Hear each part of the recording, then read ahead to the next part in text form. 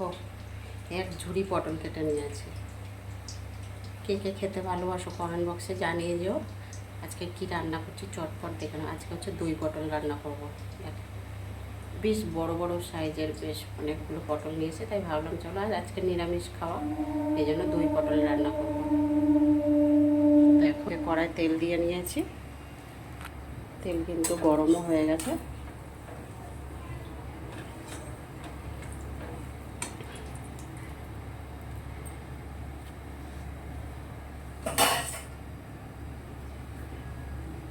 আগে সবার প্রথমে পটলগুলোকে ভেজে নেব।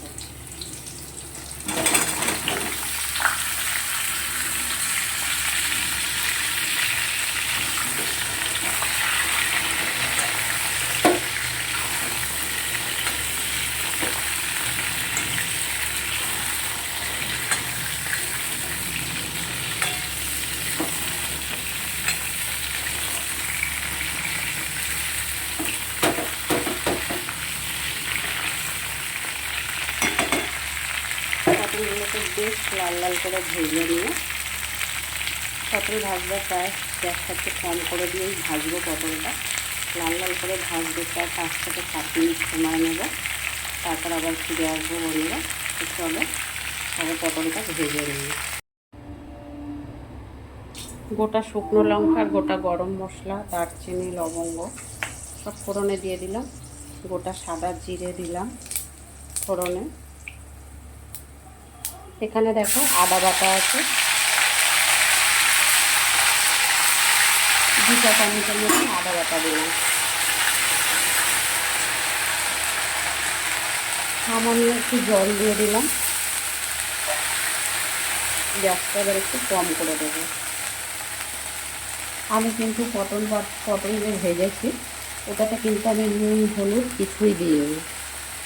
এবারে আমি নুন দিয়ে দিলাম স্বাদ মতন।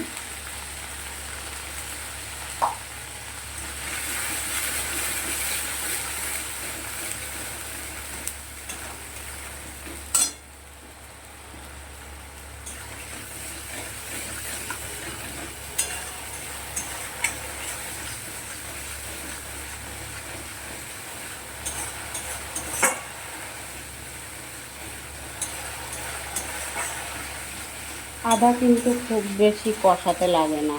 আদার কিন্তু বরঞ্চ একটু গন্ধ, হালকা গন্ধ লাগলে কিন্তু খেতে অন্যরকম টেস্ট লাগে, সেটা আমার মনে হয়।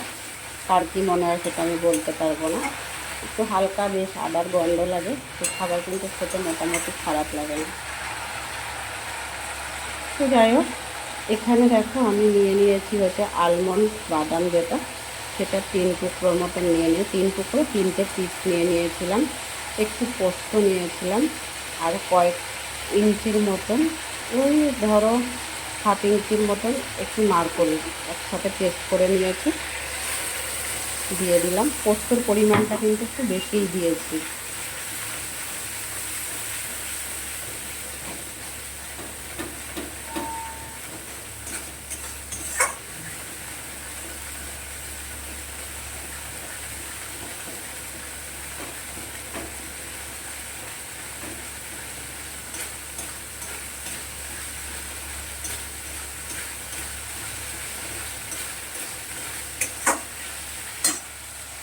তো দেখো এর মধ্যে এবার আমি দেব হলুদের গুঁড়ো, দেব সামান্য, লঙ্কার গুঁড়ো দিচ্ছি 1/2 চা চামচের মতন,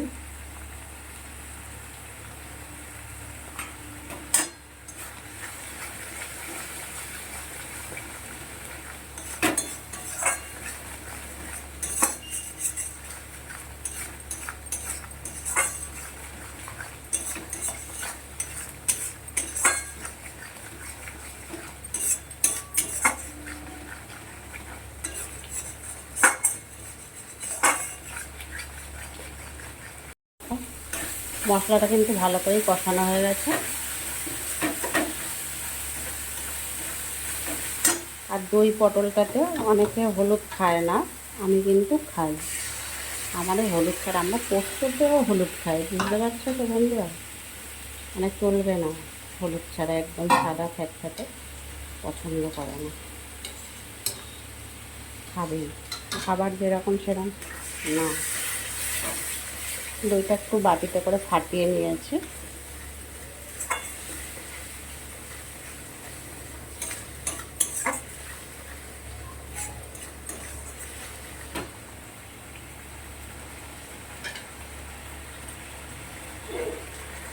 জল দিয়ে দিলাম।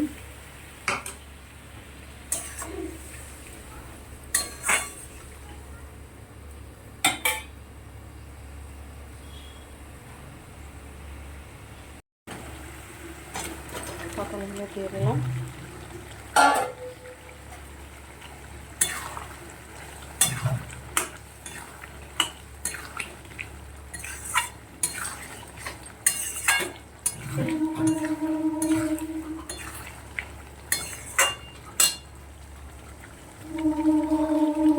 গরম মশলা দিচ্ছি।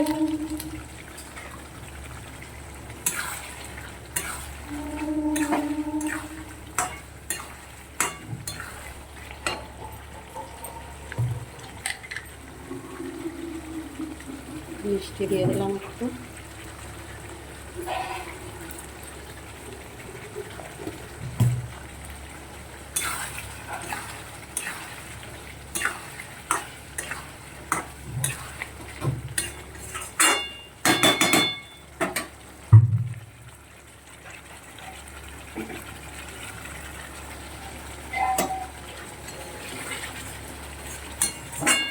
এবারে একটু গ্যাসটা কম করে দিয়ে 2-4 মিনিট রান্না করব।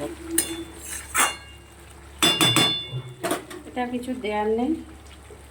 তো বন্ধুরা, ভিডিওটা এখানে শেষ করব। কে কোথা থেকে ভিডিও দেখছো ভালোবেসে লাইক কমেন্ট শেয়ার করে দিও। ইউটিউবে যারা দেখছো একটা সাবস্ক্রাইব করে পাশে থেকো। ফেসবুকে যারা দেখছো ফলো করে সাথে থেকো। টাটা সবাইকে। সবাই ভালো থাকবে, সুস্থ থাকবে।